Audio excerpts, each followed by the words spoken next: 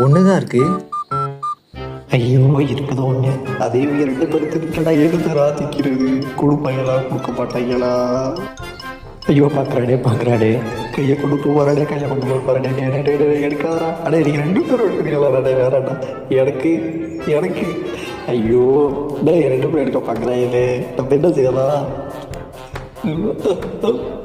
கிடைக்காம நம்ம கையை போட்டுருவோமா?